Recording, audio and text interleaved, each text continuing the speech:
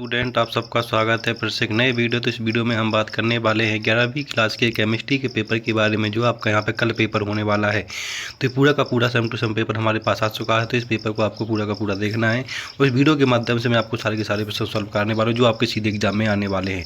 तो इस वीडियो को आपको 1 से 2 बार एग्जाम देने से पहले जरूर देख लेना, जिससे आपकी इससे बहुत सी हेल्प होने वाली है।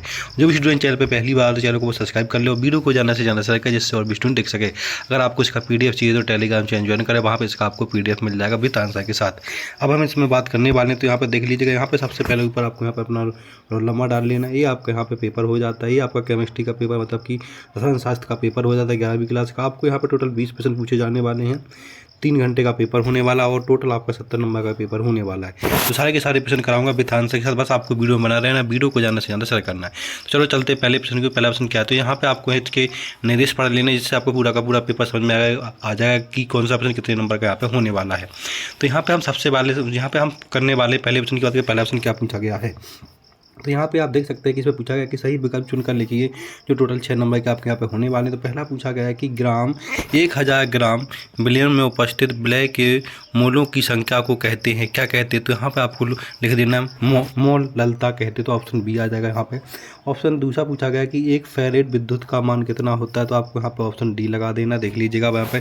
तो सारे के सारे प्रश्नों के आंसर आपको यहाँ पे लगाते जाना, जितना बताएं वो आप इतना कर लेते हैं तो आपके पेपर में बहुत हेल्प होने वाली है। इसके बाद आप यहाँ पे प्रश्न नंबर 30 को देखें, जिसे पूछा गया निम्न में से वह कारक जिस पर शून्य कोटि की अभिक्रिया दर स्वतंत्र है, तो उसको हम क्या कहते हैं, अभिकारकों के संदर्भ। तो यहाँ पे ऑप्शन डी आ जाएगा।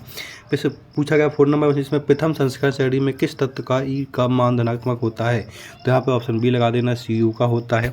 इसके बाद प्रश्न नंबर 5 की बात कर लेते हैं। प्रश्न नंबर 5 में क्या पूछा गया है, तो प्रश्न नंबर 5 में यहाँ पे देख सकते हैं कि इसमें आयन का रंग पीला होता है, जिसकी EN संख्या क्या होती है। तो यहाँ पे आपको कह देना 33 होती है। इस तरह से आपको प्रश्न नंबर 5 पूरा हो जाता है। अब हम बात कर लेते हैं प्रश्न नंबर 6 की। प्रश्न नंबर 6 में पूछा गया कि जब कैल्शियम एसीटेट का गर्म किया जाता है तो कौन सा यौगिक प्राप्त होता है। तो यहाँ पे ऑप्शन बी लगा देना आपको। इस तरह से आपके सारे के सारे बहुविकल्पीय प्रश्न पूरे हो जाते हैं। इनको आपको अच्छे से कर ले, जो आपके पेपर के लिए इंपॉर्टेंट है। अब हम बात कर लेते हैं प्रश्न नंबर 2 की। प्रश्न नंबर 2 में क्या पूछा गया उसकी हम यहाँ पे बात करने वाले। प्रश्न नंबर 2 में पूछा गया रिक्त स्थानों की पूर्ति कीजिए, जो टोटल 6 नंबर के पूछे जाने वाले। तो सारे के सारे रिक्त स्थानों को आपको यहाँ पे कर लेना। तो यहाँ पे सबसे पहला ऑप्शन पूछा गया कि बिलियन जिनके परासरण दाब समान होते हैं डैश बिलियन कहलाते हैं, उनको हम क्या कहते हैं, संपरासारी कहते हैं। तो ऑप्शन ही लगा देना आपको पहले। दूसरा पूछा गया कि मानव हाइड्रोजन इलेक्ट्रोड विभव डैश माना गया। तो यहाँ पे क्या कर देना आपको, शून्य क्या कर देना, शून्य कर देना। तो ऑप्शन 2 में शून्य लिख देना। तीसरा पूछा गया तीव्र अभिक्रिया डैश सेकंड में कम समय में पूर्ण हो जाती है। तो यहाँ पे आपको क्या लिख देना है, 0.1 लिख देना है। ठीक है, इस तरह से। इसके प्रश्न नंबर 4 पूछा गया कि अधिकांश संक्रमण तत्व डैश चुंबकीय गुण दर्शाते हैं। तो यहाँ पे क्या लिख देना आपको, अणु लिख देना, अणु। ठीक है। इसके बाद प्रश्न नंबर 5वां पूछा गया कि लूकास अभिकर्मक निर्जल CN डैश का मिश्रण होता है, तो CHL का निर्माण होता है। तो यहाँ पे आपको इसको लिख देना है। अब प्रश्न नंबर 6 की पूछी, इसमें एमीन में CX बंध का अमोनियम द्वारा विदलन डैश कहलाता है। तो इसमें आपको अमीनो लिप्सस के लिख देना है। तो ये आपको यहाँ पर लिखना है। इस तरह से आपके पूरे के पूरे रिश्तेदान हो जाते हैं, जो आपके पेपर के लिए इंपॉर्टेंट है। सारे के सारे रिश्तेदानों को आपको यहाँ पर अच्छे से पढ़ लेना है। अब हम बात कर लेते हैं प्रश्न नंबर 3 की कि प्रश्न नंबर 3 में क्या पूछा गया है। नंबर 3 में पूछा गया आपको सही जोड़ी मिलाकर लिखनी है, जो टोटल आपकी 5 नंबर की यहाँ पे होने वाली है। तो पहली पूछी गई है कि कुचालक को आपको यहाँ पे मिला देना है B से। दूसरी पूछी गई ऑस्मियक, दूसरी को आपको मिला देना E से। ठीक है, प्लेटिनम धातु से। इसका तीसरी पूछी गई कि विशिष्ट चालकता, तो चालकता को आपको T से मिला देना है। इसका EDTA आपकी जो चौथी पूछी गई वो आपको यहाँ पे लिगेंड से मिला देना, और प्राथमिक एमीन को आपको यहाँ पे A से मिला देना। तो इस तरह से आपकी पूरी की पूरी मैचिंग है। तो इस मैचिंग को भी आपको अच्छे से याद कर लेना है, जो आपके पेपर के लिए बहुत इंपॉर्टेंट होने वाली है। इस तरह से सारे के सारे प्रश्न में कराने वाले। बस वीडियो को आपको यहाँ सब्सक्राइब, वीडियो को लाइक कर लेना और चैनल को सब्सक्राइब करना नहीं भूलना है, जिससे आपके पास सबसे पहले वीडियो आ सके। अब हम बात कर लेते हैं प्रश्न नंबर नेक्स्ट। प्रश्न नंबर नेक्स्ट पूछा गया है इसमें प्रश्न नंबर 4। प्रश्न नंबर 4 में पूछा गया कि सत्य असत्य का चयन कीजिए, जो टोटल आपके यहाँ पे 6 नंबर के होने वाले हैं। तो पहला पूछा गया कि F ब्लॉक के तत्व अंतः संक्रमण तत्व कहलाते हैं, एक सत्य असत्य है। तो यहाँ पे हो जाएगा असत्य। ठीक है। दूसरा पूछा गया कि एथिलीन डाइन एमीन द्वि लवण है, ये भी आपका यहाँ पर असत्य हो जाएगा। तीसरा पूछा गया कि कार्बन टेट्राक्लोराइड जल में अभिलय है, ये आपके यहाँ पर सत्य हो जाएगा। तो इसके बाद चौथा पूछा गया कि मैथिल अल्कोहल प्राथमिक अल्कोहल है, तो ये भी आपका यहाँ पर सत्य हो जाएगा। पाँचवा पूछा गया कि मैथिल आइसोसाइनेटाइट बेसैली गैस है, ये भी आपका यहाँ पे सत्य हो जाएगा। 6 पूछा गया कि ग्लूकोज एक प्रोटीन है, तो ये आपका यहाँ पे असत्य हो जाता है। तो इस तरह से आपके यहाँ पे सत्य असत्य हो जाते हैं, इनको भी आपको यहाँ पे ध्यान से कर लेना, जो आपके पेपर के लिए एकदम बहुत इंपॉर्टेंट यहाँ पे होने वाले हैं। अब हम बात कर लेते हैं क्वेश्चन नंबर 6 की। क्वेश्चन नंबर 6 में क्या पूछेगा, क्वेश्चन नंबर 5 में क्या पूछेगा उसकी बात कर लेते हैं। तो क्वेश्चन नंबर 5 में पूछा गया कि एक शब्द या एक वाक्य मतलब लिखना, टोटल 5 नंबर का ही होने वाला है। तो पहला पूछा गया कि जो विलियम स्थिर ताप पर बिना संगठन बदले उबलते हैं वो बेक कहलाते हैं, तो उनको हम लिखते हैं आइसोटोनिक। आइसोटोनिक आपको यहाँ पर लिख देना। दूसरा पूछा गया कि दो इलेक्ट्रोडों को संयुक्त करने पर प्राप्त युक्ति क्या कहलाती है, सेल कहलाती है, दूसरे में सेल लिख देना है। तीसरा पूछा गया कि लेंथनम की कौन सी ऑक्सीकरण अवस्था अधिक स्थायी होती है, तो यहाँ पे +3 कर देना आपको तीसरे में। चौथा पूछा गया उस प्राथमिक अल्कोहल का नाम बताइए जो आयोडोफॉर्म परीक्षण देता है, तो यहाँ पे इसका ही पूरा का पूरा नाम है, इसको आपको लिख लेना है। क्वेश्चन नंबर 5 पूछा गया कि रक्त का थक्का जमने के लिए कौन सी प्रोटीन उत्तरदायी होती है, तो कार्बिनोजन। तो इस तरह से आपका क्वेश्चन नंबर 5 पूरा का पूरा कर लेना है, जो आपके पेपर की दृष्टि से बहुत इंपॉर्टेंट होने वाला है। तो इस तरह से आपके मैंने 5 तक पूरे के पूरे प्रश्न कहा दिए आंसर के साथ, आप जो भी प्रश्न करने पर वो भी आपको आंसर मिलने वाले, बस वीडियो में आपको यहाँ पर बना रहना है। अब हम बात कर लेते हैं क्वेश्चन नंबर 6 की। क्वेश्चन नंबर 6 में क्या पूछा उसकी बात कर लेते हैं। क्वेश्चन नंबर 6 में पूछा गया कि समपरासारी विलयन किसे कहते हैं, या फिर असामान्य अणु भार किसे कहते हैं। इन दोनों में से कोई एक प्रश्न कर लेना, आपके 2 नंबर मिल जाते हैं। मतलब 6 से जो प्रश्न होने वाले उसमें 2 प्रश्न पूछेंगे, 2 में से कोई एक प्रश्न करना और 2 नंबर का होने वाला। क्वेश्चन नंबर 7 में पूछा गया कि विशिष्ट चालकता की परिभाषा व इकाई लिखिए, और अथवा वाला पूछा गया कि साक्षरता किसे कहते हैं। 8 पूछा गया कि अभिक्रिया का आयु काल किसे कहते हैं। इनमें से कोई एक प्रश्न कर लेना, आपको यहाँ पे 2 नंबर पूरे के पूरे मिल जाते हैं। तो यहाँ पर देख लीजिएगा क्वेश्चन नंबर 6 का आंसर है पूरा का पूरा, आपको यहाँ पे याद कर लें, जो आपके पेपर की दृष्टि से यहाँ पे बहुत इंपॉर्टेंट होने वाला है, तो इसको पूरा का पूरा आपको यहाँ पे याद कर लेना। और इसके बाद क्वेश्चन नंबर 6 का जो अथवा वाला है उसको भी देख सकते हैं, जिसमें पूछा है कि यदि विलयन में विलय कणों की विरोधता गुण होते हैं तो विलेचन में विलय कणों की संख्या परिवर्तित हो जाती है। तो ये आपको यहाँ पर पूरा का पूरा इसको अच्छे से याद कर लेना है। अब हम बात कर लेते हैं क्वेश्चन नंबर 7 की। प्रश्न नंबर 7 में पूछा गया कि किसी चालक के पदार्थ के विशिष्ट प्रतिरोध के व्युत्क्रम को चालक की विशिष्ट चालकता कहते हैं। तो हमें चालक के बारे में बता दो। प्रश्न नंबर 7 देख लीजिएगा, इसको पूरा का पूरा आपको यहाँ पे याद कर लेना है। इसके प्रश्न का अथवा वाला देखेंगे। प्रश्न नंबर अथवा पूछा गया जब कोई धातु अपने आसपास नमी आदि के संपर्क में आती है तो उसकी चमक धीरे धीरे समाप्त होने लगती है, इस अभिक्रिया को संरक्षण कहते हैं। तो प्रश्न नंबर 7 का अथवा वाला हो जाएगा आपका।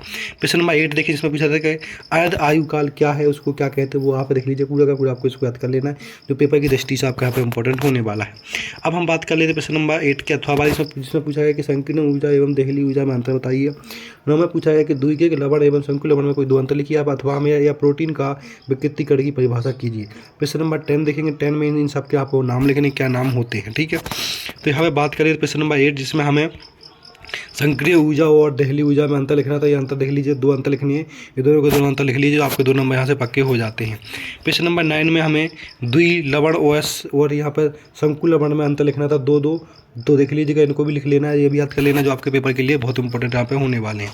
अब हम बात कर लेते हैं प्रश्न नंबर 10 की। प्रश्न नंबर 10 में इन सबका नाम लिखना, तो इन सबके नाम लिखें, जो आपको लिख लेना है कि नाम पोटेशियम हेक्टोरेज है, नाम पोटेशियम टेक्सोक्लोरोपैलिड है। तो इस तरह से प्रश्न नंबर 10 पूरा कर लेना है। प्रश्न नंबर 10 का अथवा वाला में हमें इनके सूत्र लिखने, तो सूत्र भी आपको यहाँ पे लिख लेना पूरा का पूरा 2 नंबर का। प्रश्न नंबर 11 में फॉर्मूलन क्या है, इसके उपयोग बताइए, या अथवा पूछा गया कि क्या होता है जब ये सब होते हैं, तो उनके बारे में पूरा का पूरा। प्रश्न नंबर 12 देख लीजिएगा, तो 12 का भी आंसर हमें बताना। प्रश्न नंबर 11 देख लीजिएगा, इस 11 को पूरा का पूरा आपको याद कर ले, जो आपके पेपर की दृष्टि से आपको बहुत इंपॉर्टेंट होने वाला है। अब हम बात कर लेते हैं प्रश्न नंबर 12 की, जो 12 का पूरा लिख लेना आपको, ये बहुत ही इंपॉर्टेंट आपके लिए होने वाला, तो ये इंपॉर्टेंट है, इसको आपको अच्छे से याद कर लेना है, जो आपकी पेपर की दृष्टि से बहुत इंपॉर्टेंट होने वाला है। तो प्रश्न नंबर 12 में पूछा है कि अमीनो आम्ल की उदयअर्मी प्रकृति अमीनो आम्ल में विद्यमान होती है, आपको कर लेना है। प्रश्न नंबर 12 का अथवा वाला पूछा गया कि एमीन क्षारीय होते हैं क्योंकि इनमें नाइट्रोजन परमाणु पर एकाकी इलेक्ट्रॉन युग्म होते हैं, जिसकी वजह से प्रोटॉन को आसानी से ग्रहण कर सकते हैं। इस तरह से आपको कर लेना। प्रश्न नंबर आपके सामने यहाँ पर 13, जिसमें अल्कोहल का क्वेथनोनिक शतक हाइड्रोकार्बन स्विच होता है, कारण बताइए, या आरएनए या डीएनए में अंतर लिखिए। इसके जो आपका यहाँ पर 3 नंबर का प्रश्न होने वाला है। प्रश्न नंबर 14 पूछा गया, इसमें यदि 6 ग्राम यूरो को 72 ग्राम जल में विलय किया जाता है तो यूरो का मेल प्रभाव ज्ञात कीजिए, ठीक है। इसके प्रश्न नंबर 15 देखिए, इसमें शून्य कोटि का अभिक्रिया से आप क्या समझते वो देख लीजिएगा यहाँ पे, ठीक है। तो यहाँ पे प्रश्न नंबर 13 का आंसर देखिए, पूरा का पूरा आपको कर लें, इसमें अल्कोहल के बारे में बताना था, पूरा का पूरा अल्कोहल के बारे में आपके सामने सामने है। क्वेश्चन नंबर 13 का अथवा वाले, इसमें हमें DNA और RNA में अंतर लिखना था, तो इनमें से कोई 3 अंतर लिख लेना। आपके यहाँ पर 3 नंबर पूरे के पूरे हो जाते हैं, जो आपके पेपर के लिए बहुत इंपॉर्टेंट यहाँ पे होने वाला है। ये प्रश्न आपके पेपर में आता ही आता है, तो उसको आपको अच्छे से आप याद कर लेना है। क्वेश्चन नंबर 14 देखेंगे। क्वेश्चन नंबर 14 में क्वेश्चन आपको हल करना था, तो वो उसको पूरा इस तरह से हल कर लेना है। फॉर्मूला लगा के जो आपके लिए जो हमने यहाँ पे बता दिया आपको फॉर्मूला, इसमें हमें विलय का मूल प्रभाज्य क्या है वो यहाँ पे निकालना था, वो आप यहाँ पे निकाल सकते हैं इस तरह से, ठीक है। इसके बाद क्वेश्चन नंबर यहाँ पे 15 देख लीजिएगा। 15 में हमें यहाँ पे तो बताना ऐसी अभिक्रिया जिनकी दर अभिकारकों के संदर्भ पर निर्भर करती है, वो बताना, तो वो आप यहाँ पे कर सकते हैं। क्वेश्चन नंबर 15 का अथवा वाला देखेंगे। इसमें अभिक्रिया की कोटि से आप क्या समझते हैं उसका उदाहरण बताइए। क्वेश्चन नंबर 16 में पूछा गया Cu+ रंगीन होता है जबकि Cu++ रंगीन होता है, ऐसा क्यों। या अथवा में लेंथेराइट्स एवं टेक्टराइट्स में अंतर लिखिए। क्वेश्चन नंबर 17 में फिनोप्स से आप क्या भिन्न कैसे हैं ये बताना है आपको यहाँ पर, ठीक है, जो आपका 4 नंबर का प्रश्न होने वाला है। तो यहाँ पर क्वेश्चन नंबर 15 का अथवा देख लीजिए, पूरा का पूरा इसको लिख लेना है, तो आपके पेपर की दृष्टि से यहाँ पर इंपॉर्टेंट होने वाला। तो ऐसे ही सारे के प्रश्न करा रहा हूँ, सबको आपको यहाँ पे याद कर लेना है।